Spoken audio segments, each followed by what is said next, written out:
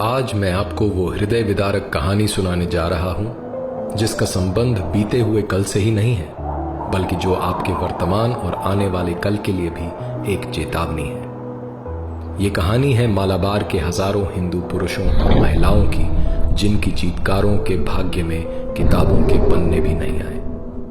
सन 1921 भारत में तुर्की के इस्लामी खलीफा के लिए कांग्रेस के समर्थन से मुसलमानों द्वारा चलाया जा रहा खिलाफत आंदोलन अपने चरम पर था। मुसलमान दुनिया भर में इस्लामिक सत्ता अर्थात खिलाफत स्थापित करने के सपने को साकार करने के लिए पूरी तरह तत्पर थे। जहां एक ओर खिलाफत सभाओं में काफिरों को खत्म करने के लिए जिहाद के नारे लग रहे थे, वहीं दूसरी ओर मोहनदास गांधी के नेतृत्व में कांग्रेस हिंदुओं से हिंदू मुस्लिम एकता के नारे लगवा रही थी। इतना ही नहीं, मोहनदास गांधी और कांग्रेस हिंदुओं को इस्लामिक खिलाफत आंदोलन के लिए धन देने तक के लिए कह रहे थे। मुसलमानों का मजहबी उन्माद पूरे उफान पर था। मुसलमान नेता इस्लामिक देशों के धड़ाधड़ दौरे कर रहे थे और भारत पर हमला करके यहां खिलाफत स्थापित करने के लिए उनसे अपील कर रहे थे। जब स्वामी श्रद्धानंद जैसे समझदार हिंदू नेताओं ने खिलाफत सभाओं में काफिरों के विरुद्ध जिहाद के नारों की बात उठाई तो मोहनदास गांधी ने मुस्कुराकर कहा कि मुसलमान तो ब्रिटिश नौकरशाही के खिलाफ हैं। इस पर स्वामी श्रद्धानंद ने कहा, जब मुस्लिम मौलानाओं के मन में उल्टी भावनाएं आ गई हैं तो उन्हें इस हिंसा का इस्तेमाल हिंदुओं के विरुद्ध करने से कोई नहीं रोक सकेगा। स्वामी श्रद्धानंद की बात जल्द ही सत्य सिद्ध होती नजर आई। पंजाब से खिलाफत आंदोलन का एक प्रमुख सूत्रधार अल्लाह बख्श केरल के मालाबार में आया हुआ था। उसकी यात्रा में हिंदू मुसलमान एकता प्रदर्शन के लिए उसकी गाड़ी घोड़ों की जगह हिंदुओं से खिंचवाई गई और अल्लाह अकबर के नारे लगवाए गए। अगस्त 1920 में गांधी ने केरल का दौरा कर वहां खिलाफत कमेटियां स्थापित कराई। केरल के हिंदुओं से खिलाफत आंदोलन के लिए जबरदस्त तरीके से धन भी इकट्ठा करवाया गया। मक्का से पढ़ाई करके आने वाले कट्टर और जिहादी मानसिकता वाले अली मुस्लियार और उसके साथी वरियन कुन्नत कुंजहम्मद हाजी, सीती कोया तंगल, चेम्ब्रासरी तंगल काफी पहले से मालाबार में इस्लामिक राज्य स्थापित करने की तैयारी कर रहे थे। इसके लिए उन्होंने प्रथम विश्व युद्ध में अंग्रेजों की ओर से लड़े हुए और प्रशिक्षित पूर्व मुसलमान सैनिकों और युवा मुसलमानों को इकट्ठा किया तथा खिलाफत स्थापित करने के लिए एक खिलाफत आर्मी बनाई। ये खिलाफत आर्मी यूनिफॉर्म और हथियार से लैस थी। ये सभी मुसलमान कुरान पर हाथ रखकर कसम खाते थे कि खिलाफत स्थापित करने के लिए वे अपने प्राण तक दे देंगे। रिपोर्ट्स के अनुसार इस इस्लामिक सेना में 60,000 तक सैनिक भर्ती थे। यह इस्लामिक सेना मालाबार के कई क्षेत्रों में सड़कों पर परेड तक करने लगी। 22 अगस्त 1921 को जमात मस्जिद मालाबार को इस्लामिक खिलाफत का क्षेत्र घोषित करके अली मुस्लियार को वहां का इस्लामिक राजा घोषित कर दिया गया। पूरे क्षेत्र को इस्लामिक शरिया क्षेत्र घोषित कर दिया गया। इमारतों पर तुर्की खलीफा के झंडे लगा दिए गए। एक विशेष प्रकार के छुरे, जिन्हें खिलाफत छुरा कहा गया, इनका बड़ी भारी संख्या में निर्माण कर मुसलमानों में बांटा गया।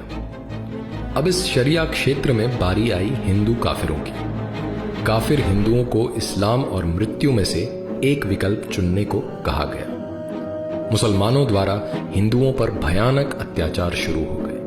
हजारों की संख्या में हिंदुओं का जबरन धर्म परिवर्तन करवाकर मुसलमान बना दिया गया। जिन हिंदुओं ने मुसलमान बनना स्वीकार नहीं किया, उन्हें मार दिया गया। उनके घरों को लूटा गया और आग लगा दी गई। हिंदुओं के क्षत विक्षत शवों से मालाबार के कुएं और सड़कें भरे पड़े थे। गर्भवती महिलाओं के शरीर के टुकड़े टुकड़े करके सड़कों और जंगलों में फेंक दिए गए।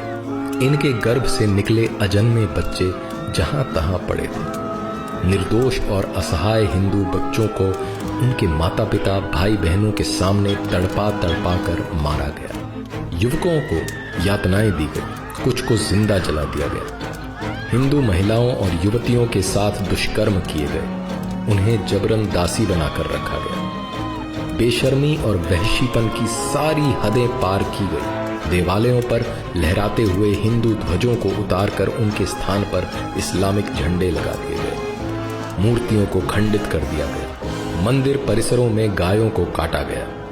हजारों की संख्या में निर्वस्त्र भूखे प्यासे हिंदुओं को जंगलों में भागकर अपनी जान बचानी पड़ी।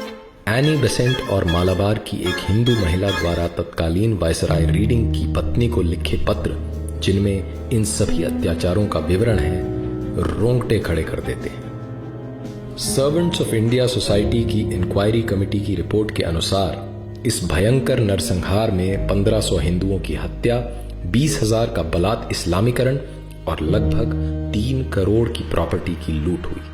हिंदू महिलाओं के साथ दुष्कर्म की कोई सीमा नहीं थी। आधिकारिक ब्रिटिश रिकॉर्ड्स के अनुसार मुसलमानों ने 10,000 हिंदुओं की हत्या की। शांति और अहिंसा का पाठ पढ़ाने वाले और खिलाफत आंदोलन के अध्यक्ष मोहनदास गांधी का हवाला देकर जब हिंदुओं ने मुसलमानों से हिंसा रोकने की गुहार लगाई तो उन्होंने कहा, गांधी, वो तो एक काफिर है, वो हमारा नेता कैसे हो सकता है?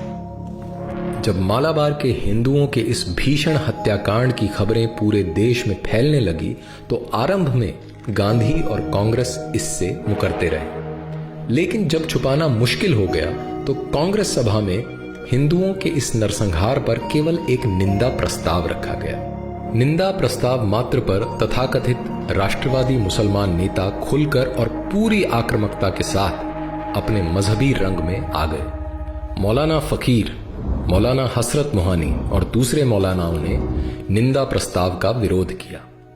गांधी और कांग्रेस इन खिलाफती नेताओं के सामने पूरी तरह नतमस्तक थी। जिसने भी हिंदुओं का पक्ष रखा और सही सही स्थिति बताई, उसे देश का शत्रु और हिंदू मुस्लिम एकता में बाधक कहा गया। मोहनदास गांधी ने तो इस हत्याकांड के लिए हिंदुओं को ही आरोपी बता दिया।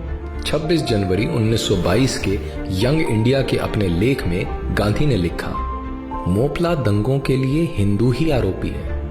हिंदुओं ने मुसलमानों का ध्यान नहीं रखा, उन्हें अपना मित्र नहीं माना। अब मुसलमानों पर क्रोध करने का कोई लाभ नहीं।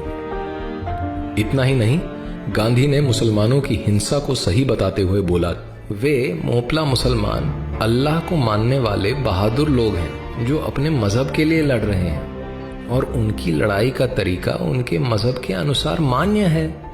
स्पष्टतः खिलाफती नेताओं का स्वराज्य से मतलब इस्लामिक खिलाफत स्थापित करना और एकता से मतलब सभी काफिरों का मुसलमान हो जाने से था। लगभग 5 महीने तक मालाबार के मल्लपुरम, मांजेरी, पांडिकोड और तिरूर जैसे क्षेत्रों में इस्लामिक राज कायम रहा और काफिर हिंदू और उनकी महिलाओं पर अकथनीय अत्याचार किए गए। क्योंकि मालाबार के मुसलमानों को मोपला मुसलमान भी कहा जाता है, इसलिए इस नरसंहार को मोपला हत्याकांड, मोपला दंगा इत्यादि नामों से भी जाना जाता है। वामपंथी और कांग्रेसी इतिहासकारों ने मुसलमानों द्वारा हिंदुओं के इस नरसंहार को गरीब किसानों द्वारा ब्रिटिश प्रशासन और अमीर जमींदारों के विरुद्ध विद्रोह में बदल दिया है। सत्ता द्वारा संरक्षित इन वामपंथी इतिहासकारों ने भारत के एक भाग में इस्लामिक क्षेत्र स्थापित करने और वहां काफिर हिंदुओं के नरसंहार को स्वराज्य स्थापित करने वाला स्वतंत्रता आंदोलन सिद्ध कर दिया है। लेकिन असली इतिहास तो उन हजारों हिंदुओं और महिलाओं के खून और चीत्कारों से लिखा है जो इस्लामिक क्रूरता और नेताओं की तुष्टीकरण की राजनीति की भेंट चढ़ गए।